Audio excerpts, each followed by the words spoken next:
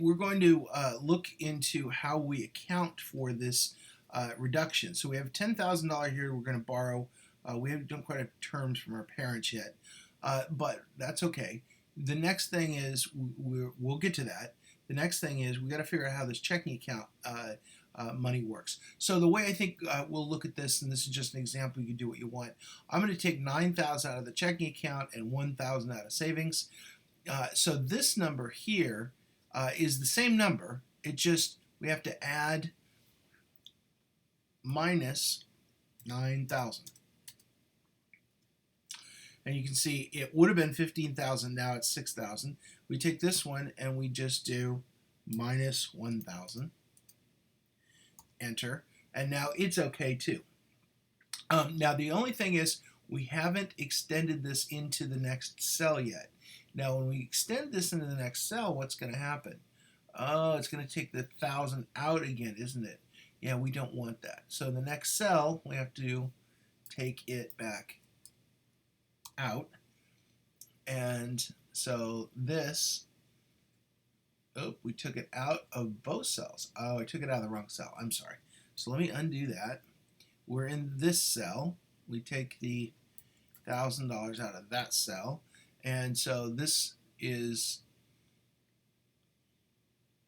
this just goes up by the rate of inflation, or the the savings account rate. So that works. The same thing's true here. If we extend out to the next cell, we're taking out another $9,000, which we don't want to do. So we have to fix that in that cell, and we're good. And then we're going to make a little note here above in assets, and says spent wedding. So we'll know that there was spending out of here, why it's wrong or why it's different for the wedding. So that will pay for half of it. And then we owe $10,000 here. Remember, our wedding is in 2018. So we owe $10,000 here. And then we're going to say the loan is a zero interest loan because our parents love us. We like that a lot. And then we're going to pay them back, say $200. Do we have cash flow? We do have a little bit of cash flow here. Not much, but we haven't added our additional spouse yet. So hopefully they're making some money too. So we're going to pay them back say $200 a month. So this is an amortization table with zero interest that we could do easily. Let's just say we're going to pay them back $2,500 a year. So that's $7,500, $5,000, $2,500, and zero. So I've just gone out of the screen a little bit, but you can see that this is pretty straightforward amortization table. We're paying them back. We need to put those payments in there. So we're going to do that on a regular basis up here. I'm just going to make dues. I'm going to make that the wedding. Go back to wedding for the amount. And then if I go down here, I'm going to pay them in this year. I'm going to pay them $2,500. So I'm going to go back up here to wedding, and it's this year's $2,500, and I'm going to do that for 4 years. Drag that out for 4 years. And does that align with this? Yes, 4 years paid off. So that's the correct answer there. I'm $1,297 here short, but that's okay. We're not done. We're not done with this year yet. We have an additional thing that's gone on here. In 2018, we got married. So guess what? We've all kinds of changes to account for. So the first thing is, are we living in the same crummy apartment? Probably not. The second thing is, do we have another income coming in?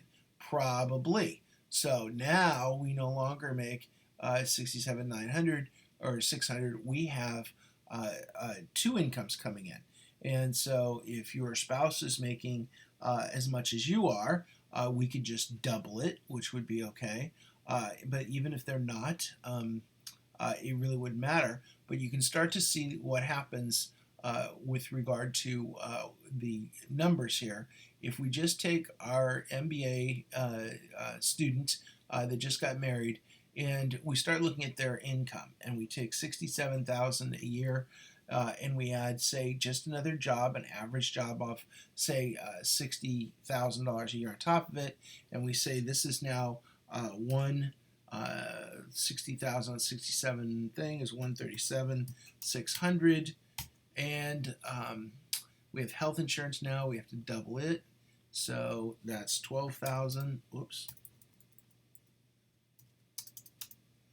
12,000. Our 401k, we're putting twice as much into it, so we're going to say that's 4,800.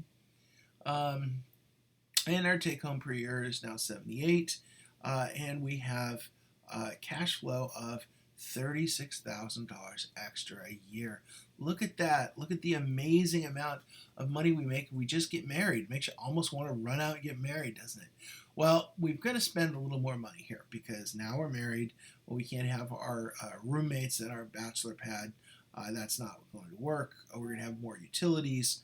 We're going to have more car maintenance. We're going to have all kinds of other things.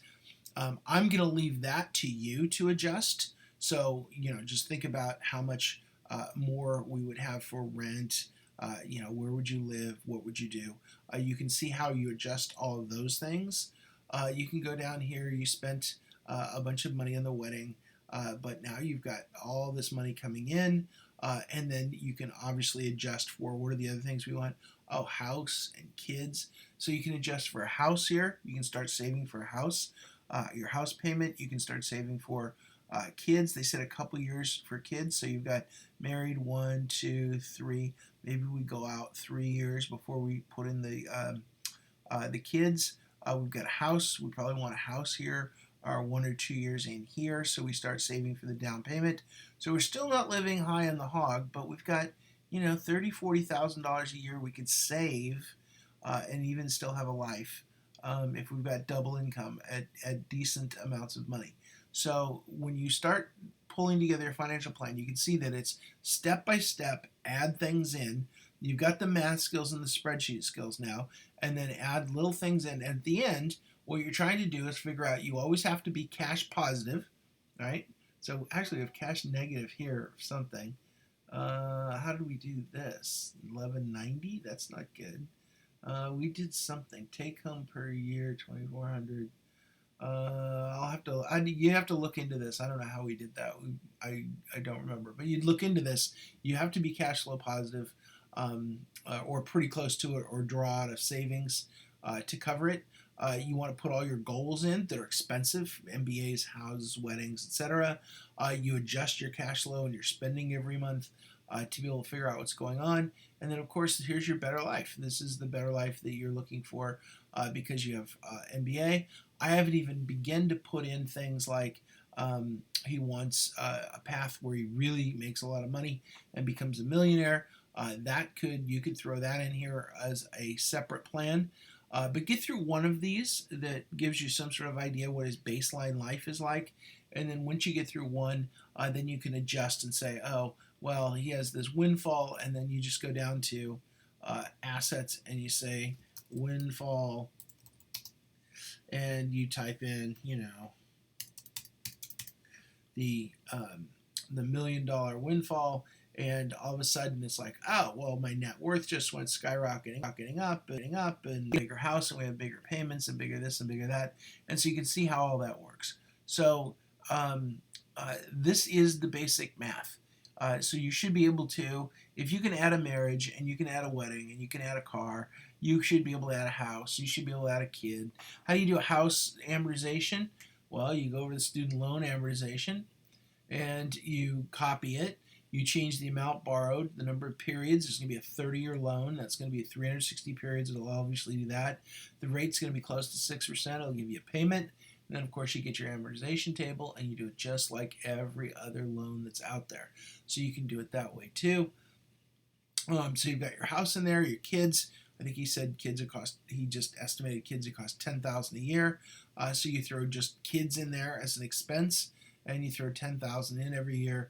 And you can see that kids get pretty expensive. So that's the way to do it. And so don't go too fast with the idea of just, copy and dragging and see where you are, because these expenses at the beginning of your life, which is why I picked this, obviously, the expenses at the beginning of your life are so big and so dramatic, and they affect your plan so much that's very important to see how they impact your various things. We still aren't going out very much, right? We have almost nothing in food. We are not going crazy with restaurants and going out. There isn't a hobby in this. There's no hobby, no golf, no skiing, no, whatever else it is. I mean, we're taking a walk on the beach is what we're doing for our hobby.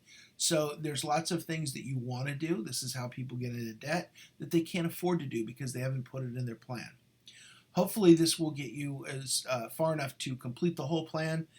Previous example, you can run it out to a number of years. It should end up looking like this. But as you can see, when you get into the intricacies of, how do I pay for the wedding? How do I pay for this? How do I pay for that? In our case, we paid for the wedding through a loan from mom and dad, and we had to pay that loan back, which affected our net worth and affects our cash flow. So you've got to look for all of these things in your plan, and you've got to account for paying that wedding back in your cash flow, even though it impacts your net worth down here. So this is the difference between a balance sheet and an income statement, and you can see that there's quite a bit to do. But once you've got an example of it down, and this doesn't take very long, then adjusting it, you've really got to be thinking as you adjust, because it can impact the numbers just on the spreadsheets, or it can impact your end result. You don't want to have a negative cash flow because then you've got to take it out of savings. You can't end up with a negative cash flow. The money has to come from somewhere. And you don't want to start running up credit cards. One of the good things we did here was to be able to do this without running up credit cards. Now this $11.90, if you're really short $11.90, you could take it out of your checking account, so you're not really short, or you could have run it up on a credit card, which we don't want to do. So hopefully that'll give you enough. Obviously, I'm always available for questions, but that should get you far enough to finish the entire spreadsheet. Do your best. Make sure you have enough for retirement. When you get to retirement, obviously you're going to start to withdraw money, and so you're going to build that 401k up, and then you're going to withdraw it, and maybe you sell the house and move to a smaller size house. Those kinds of things will all be part of your plan for as you get older. So this should get you far enough to knock out the entire spreadsheet in one case, and once you get out in one case, you can do it for 2 cases, 3 cases, 1 kid, 2 kids, big job pays off, big job doesn't pay off, things like that. Okay, so let me know if you have any questions. Thanks and good luck.